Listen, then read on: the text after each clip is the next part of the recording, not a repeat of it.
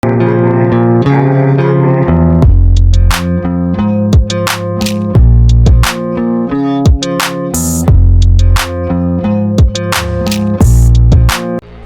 back to Born to Win Legend, the channel that brings you the untold stories of powerful figures who have left an unforgettable mark on the world stage. If you're joining us for the first time, make sure to hit that subscribe button and ring the notification bell so you never miss an episode. Today, we uncover the secretive and tightly controlled life of one of the most enigmatic and controversial leaders of our time. This is the story of Kim Jong Un, the supreme leader of North Korea. Kim Jong Un was born on January 8, 1984, though some sources claim 1983 or 1982 in Pyongyang, the capital of the Democratic People's Republic of Korea, DPRK. He is the third and youngest son of Kim Jong Il, the second supreme leader of North Korea, and the grandson of Kim Il-sung, the nation's founding leader. This makes Kim Jong Un the third generation of a dynastic leadership that began with the creation of North Korea in 1948. From an early age, Kim Jong Un's life was shrouded in mystery. His education began in North Korea, but in the mid-1990s, he was sent abroad under a pseudonym to study at a private school in Switzerland. Reports suggest he attended the Liebefeld-Stein-Hillsley School in Bern, where he was known to be quiet, reserved and passionate about basketball, especially the NBA and Michael Jordan. He reportedly spoke decent German and English.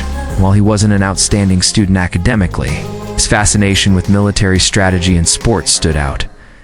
After returning to North Korea, he studied at the Kim Il-sung Military University, where he was groomed for leadership. His training included extensive military education, statecraft, and ideological indoctrination. Within the tightly knit regime, he was slowly introduced to the public, often accompanying his father on military inspections and state events. The death of Kim Jong Il in December 2011 set the stage for a historic transition. Despite his youth and relative inexperience, Kim Jong Un was declared the supreme leader of North Korea. Observers around the world were uncertain.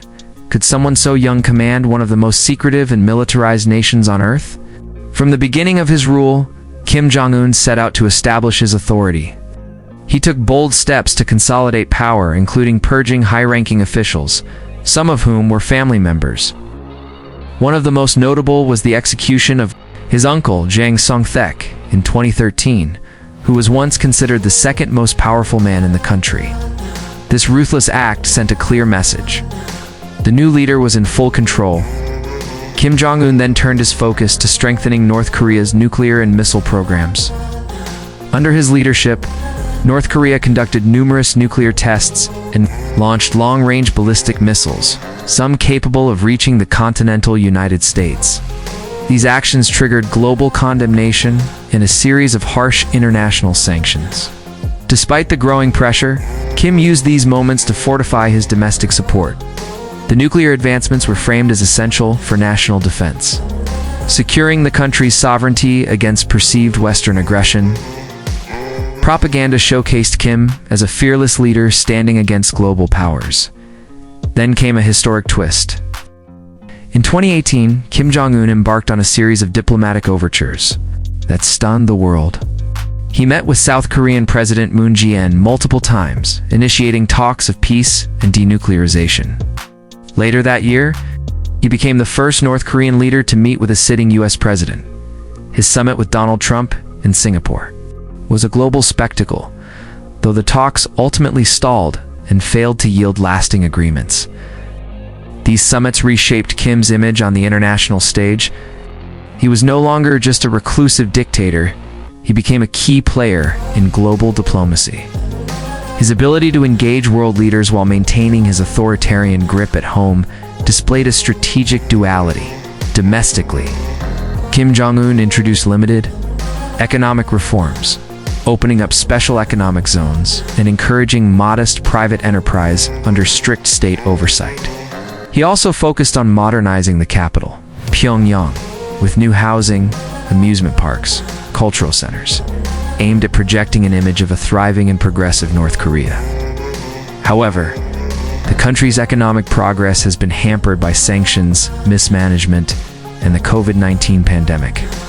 North Korea closed its borders completely during the pandemic, causing severe shortages of goods and further isolating the nation. Kim admitted that the country faced grave challenges, marking one of the few times a North Korean leader publicly acknowledged internal difficulties. Kim's rule has also seen increased restrictions on freedom, tighter surveillance, and harsher punishments for dissent. Human rights organizations have repeatedly accused the regime of serious abuses, including political prison camps, censorship, and public executions. These allegations have only deepened North Korea's pariah status. Still, Kim Jong Un has proven to be a shrewd and adaptable leader. He balances diplomacy with provocation, repression with calculated modernization, and absolute power with selective engagement. He has maintained the loyalty of the military and elite, sustained a strong cult of personality, and managed to command a nation under immense international scrutiny. As of now, Kim remains a central figure in East Asian geopolitics. The future of North Korea under his leadership is uncertain. Will he push for reform and peace, or double down on isolation and militarization? What's clear is that Kim Jong Un has carved out a unique position on the world stage, leading a nation unlike any other. Thank you for watching this episode of Born to Win Legend. If the story of Kim Jong Un fascinated you, don't forget to like, share, and comment below. Who should we explore next? Till then, remember, powerful leaders are not just made by their history, but by the choices they make in the world's most intense arenas.